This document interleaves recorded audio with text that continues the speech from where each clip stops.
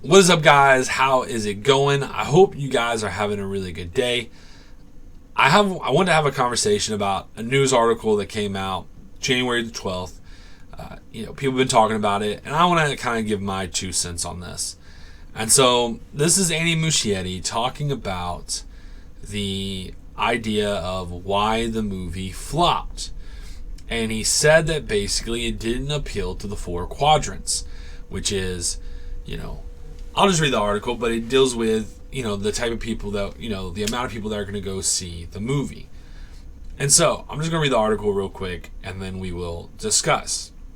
The Flash director, Andy Muschietti, has his own thoughts as to why the $200 million tentpole was a box office dud. Released in 2023, The Flash grossed $271 million by the end of its run. It is not a small figure by any means, but considering the budget size and the projected marketing costs, the DC blockbuster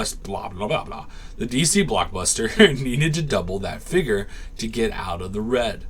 Muschietti said the reason The Flash couldn't recoup cost was because it failed to hit all four quadrants of moviegoer demographics: men over 25, men under 25, women over 25, and women under 25, despite Warner Brothers' best efforts. The Flash failed among all other reasons because it wasn't a movie that appealed to all four quadrants. It failed at that, Muschietti said on Radio 2's La Borrera del Coso show. When you spend $200 million making a movie, Warner Brothers, probably any studio, wants to bring even your grandmother to the theaters. Muschietti went on to say that behind closed doors he found people don't care about the Flash as much as other beloved DC icons like Batman or Superman. He noted this especially true in women under 25 demographics. I found in private conversations that all people just don't care about the Flash as a character, Muschietti said, particularly the two female quadrants. All that is just the wind going against the film, I've learned. Okay.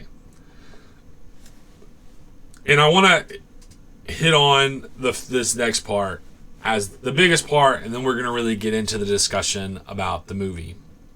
But it said outside the box office woes, The Flash was plagued by the lengthy delays and off-camera issues with star Ezra Miller. Now, I think the biggest thing that hurt this movie, and I do think if they ever wanted to sue, they would have the right to, Ezra Miller. Ezra Miller was the biggest fault of this movie not earning what it needed to do. I think all things come back, actually, to Ezra Miller. And some of this is where we're going to get honest about some of this stuff. Some of this stuff is going to get into attraction and what people are attracted to.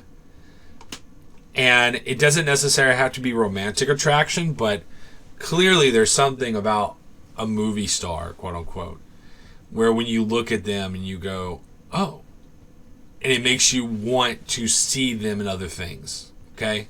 There's a reality of that. We've known this for a long time, especially with women. There is actors that women will go see, if it was Leonardo DiCaprio or whoever, because they still remember watching them in some lovey-dovey movie. And, I do think there's something to that. And a big way to become distasteful is finding out that you are a huge creep. Now, who knows what all is true and what isn't true with Ezra Miller. I don't keep up with it enough to truly fully know, but I do know the evidence was really bad for Ezra Miller about everything that came out. And it was so heavy, and it all happened at once, and he himself did things that were distasteful that I could see women not finding attractive and not wanting to go see a movie when that type of person is leading the film. I think that was a lot of people. Now, I went to go see it. I still had a decent time. I do have some negatives with the film, and a lot of those negatives come from how Ezra Miller played the character, ironically. But that is something I want to just say real quick, is that, okay? Is that his behavior was distasteful. And that probably hurt the film. The second thing about attraction that probably hurt the film is Ezra Miller himself. Now, there's two layers of this, and I just want to be honest. If we can just be honest, I think that would be good. If we have that ability to. Ezra Miller's not an ugly guy, okay? He's not an ugly guy. Alright? But, it seemed to be. Now, these allegations kind of changed how maybe people view him, but he seemed to be a,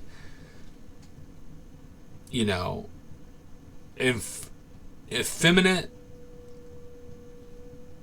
homosexual person. Okay? And I think, being gay doesn't really cause any issues as far as you possibly being a leading man to an extent. But I think if we're being honest, it probably does hurt a tad bit if you're talking about being a leading man in a big motion picture thing. But I say just a little bit. For example, I think the actor from White Collar can easily be a leading man. He was the character that was the master thief in the show called White Collar. I'm blanking on his name right now. But he could easily be a leading man in a movie. People find him attractive. Women find him attractive and would watch his movies. He's also not extremely effeminate either. There's what's that other actor? He played Dracula. He was in Fast and Furious. Lucas, I'm blanking on his name. Like Lucas Owens or something like that. Blanking on his name. But he's been in a bunch of movies. He was in Dracula Untold. He was in Fast and Furious. He was in a few other movies. He is also a homosexual man, but he is not extremely effeminate. He can appear, he can play a masculine role and make you believe that he is a masculine man. I think that might actually be more important to the female gaze than the other things. Okay? Now, when I say that, I'm not necessarily talking about big, buff, and strong. I'm saying that there's a effeminate type of behavior that if you portray that into a leading man, women are not going to find that attractive. And Ezra Miller had that a lot in the film. And I don't think he was able to hide that well enough in the film. And I don't think women find him as a leading man attractive to see as a leading man. I think Ezra Miller works in Justice League. But Justice League, he ain't the leading man. It's Batman. It's Superman. It's all these other Jason Momoa. There's plenty of reasons for women to go see that film. Even that film did bad, which is something that we have to kind of address too. Is that this was a failing franchise, and hopefully the new movies will greatly improve that and will no longer be a failing franchise. But to kind of end off the attraction element of this, and which is really the discussion of this video, is I do think you get a Austin Butler in the role of Flash.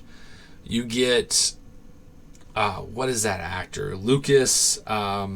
He was in a bunch of female romantic movies and things like that. Blonde-haired guy. You get him as the role of the Flash. Women will go see the film. You give them something. You give them the type of guy that they would have a crush on. They would go see the film. To be honest, the Flash Barry Allen character specifically and even Wally West. Both actors that play those characters should probably honestly be a leading male actor that you would get from like a romantic comedy, because those characters do have romance within both of them. With Linda Park and with Iris West, those exist for both of those characters. But also, you want women, you're correct, you do want women to go see these movies, and then that's how you do it. Perfect example to make my argument. How many women do you think are going to watch Green Lantern now with Aaron Pierre? What's trending on TikTok right now? Aaron Pierre, that's Mufasa. And you turn on TikTok and all these women are thirsting after Aaron Pierre playing Jon Stewart. And that's going to help us, the dudes, win with the things that we want to see, because we're actually going to have characters that fit the way the comics are made to have them look like. And women will watch it, which will give higher numbers for this content and give us the stories that we all want. Men and women. It'll give us the stories that we all want from these franchises. Okay? So I think it's a true lesson learned when the casting. Like, not only do you need a person who can lead their own movie, or not only do you need an actor who can help be a part of a bigger franchise and be a part of bigger movies like Justice League, but you also need a character who can lead his own movie and do really well at it. And I think clearly that's something that they need to learn from when it comes to, you know, who they cast in the future. And I don't think Ezra Miller was it. I think Ezra Miller worked well as a secondary character to a overall big movie. I think he was fantastic in Justice League, even though he still didn't feel like Barry Allen to me at all. But I think it was even clearer that he didn't match what we needed as a leading man in that kind of movie. The next thing I want to say is I don't disagree with, you know, maybe if you're going to spend $200 million on, you know, a Flash movie, I think it would be wise. I think it'd be unwise to spend $200 million on a Flash movie. I do think there's some truth that maybe Superman and Batman at the moment get the highest budget possible. But I think some of these other characters, they need to try to really be wise about how much money they spend on those characters. And then eventually lead up to spending more money. But I do think spending $200 million on a Flash script it's probably too much money. It's probably too much money. I think it was trying to compete with too much stuff instead of just telling a really good story. And I do think there was some consequences to that. I still enjoyed it to an extent. But I do think there's something true to be said about that. And I do think the DCU is changing some things with that because, for example, Clayface is getting a $40 million budget. I think that is much more sensible, and I think it'll actually do really well. You know, people are acting like it may not do very well because, like, who cares about Clayface? You tell a good story and you make it a good movie and you don't overspend, you're actually going to make a lot of money because it's going to bring in two different types of audiences. You're going to bring in the audience that likes the superhero and the comic book movies, and you're going to bring in the audience that likes the horror movies. And then when you have that lower budget, if you make $150 million, you've done good. If you make $200 million, you've done good. And I think it's safe to say that the Clayface could at least make $200 million. They'll make their money back. Easy with Clayface. And I think there's lessons to be learned there with Flash. Now, I don't think you make Flash a $40 million movie. I just don't think you make it a $200 million movie either. And you have to be clever about how you film that movie to make it relatable and to make it really great and to make it fantastical. But you also give us a leading man that should be a true leading man that men could inspire to be and women could go and want to see because they find them attractive. And every time we hire an effeminate man, I think the less opportunity that we're going to have higher box office. Because I don't really care what people say, because people can argue that, well, people would still go see it, yada, yada, yada, but there's just clear evidence that women didn't go see this film. And there has to be a clear evidence why. It's because they didn't give the women what they want. Give the women some beefcake. Give the women a leading man that they can fall in love with. And then they'll probably come. And honestly, if anybody should work with that, it should be The Flash. The Flash has, honestly, some of the most romance out of all the superheroes. Like, he has a romance that actually has an ending towards it, where they get married and, you know, have kids and all those things. Like, Iris West and Barry Allen and Wally West and Linda Park. Like, it doesn't matter which Flash you go with. It always ends with some sort of romantic family type situation. It has romance in those stories. So, anyway, that's my thoughts, guys. I might be rambling a little bit, but I just wanted to get that out there, that I think it's not because, for example, Andy Muschietti said that he basically thought that people found him not as cool as Batman vs. Superman, which might be true, but it's not that they don't care about the Flash. It's that they didn't care about the person that everyone chose to be the Flash. And I think that's an important takeaway to this. But anyway, guys, do you disagree with me? Do you agree with me? What are your thoughts? Comment down below. Let me know. I hope you guys are going to have a great week. Hopefully I'll be having more videos coming out this week. Work's going to be a little crazy, so we'll see how all that functions. But comment down below. Let me know your thoughts. Anyway, guys, whatever you're doing, wherever you're going, have a good one. Peace.